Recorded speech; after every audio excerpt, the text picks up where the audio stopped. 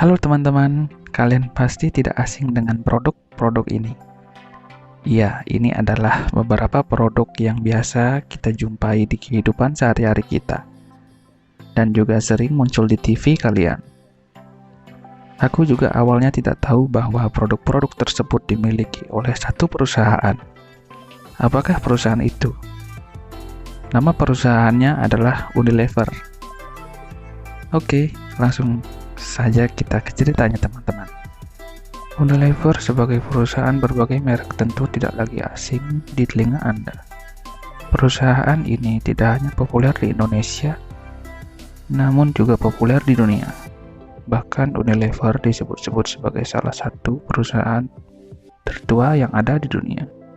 Unilever saat ini memiliki kantor pusat di Belanda dan Inggris, tepatnya di Rotterdam, dan juga di kota London. Di Belanda, perusahaan multinasional ini dikenal dengan nama Unilever NV.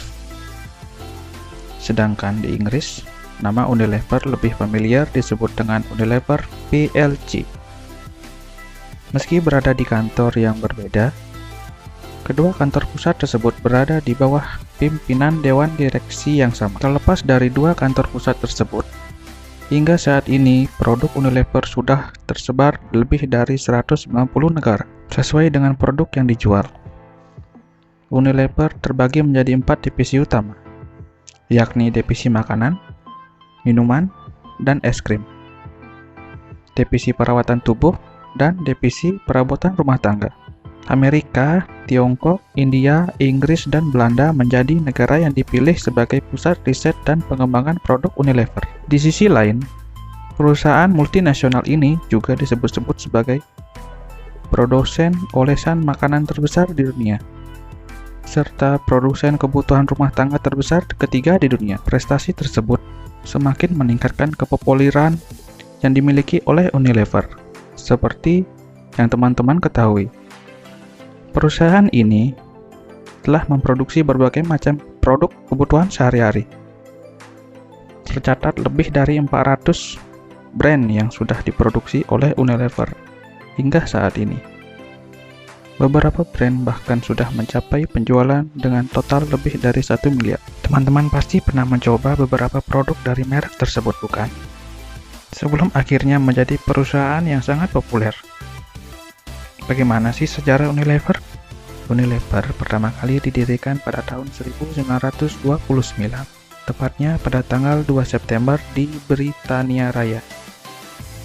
Didirikannya perusahaan ini merupakan hasil dari penggabungan dua perusahaan besar, yakni Margarin Unie yang merupakan produsen margarin asal Belanda, dan Lever Brothers yang merupakan produsen sabun asal Inggris. Tak berhenti di situ saja, Unilever terus melakukan upaya akuisisi terhadap berbagai brand lainnya, mulai dari Lipton pada tahun 1971, Brooke-Bond pada tahun 1984, Best Food, dan Ben & Jerry's pada tahun 2000, dan masih banyak lagi. Jika pada abad ke-20 Unilever lebih fokus pada bisnis di bidang makanan, mereka memutuskan untuk menambah bisnis kesehatan dan kecantikan di bawah pimpinan Paul Polman. Meski telah memperluas jaringan bisnisnya, Unilever memiliki tujuan yang sama sejak awal berdirinya, yakni menciptakan masa depan yang lebih baik serta membuat para pelanggan terus merasa nyaman. Di sisi lain, Unilever juga ingin terus mengembangkan cara baru berbisnis agar bisa mengurangi dampak buruk terhadap lingkungan. Visi misi yang diterapkan ini tentu menjadi poin plus tersendiri yang dimiliki oleh Unilever. Unilever mengaku bahwa sumber daya manusia menjadi salah satu hal yang sangat penting untuk keberlangsungan sebuah perusahaan. Hal ini membuat Unilever terus memberikan prioritas pada setiap sumber daya manusia yang bekerja di perusahaannya. Tindakan yang dilakukan oleh Unilever diantaranya seperti melakukan upaya pengembangan profesionalisme hingga meningkatkan kemampuan SDM dalam berkontribusi terhadap perusahaan. Hingga saat ini tercatat lebih dari 6.000 karyawan yang telah berkontribusi penuh pada perusahaan ini. Unilever baru masuk ke Indonesia pada tanggal 5 Desember 1933. Pada awal didirikannya, PT Unilever Indonesia Tbk ini disebut dengan Sip Fabrieken N.V. Lever. Dengan akta nomor 33, akta tersebut dibuat langsung oleh Tuan A.H.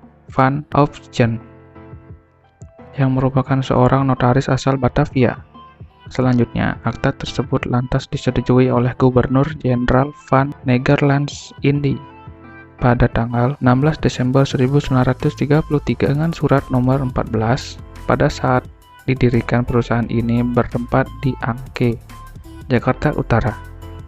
Barulah di tanggal 22 Juli 1980-an, nama Sip Fabrieken N.V. Levers berubah menjadi PT Unilever Indonesia.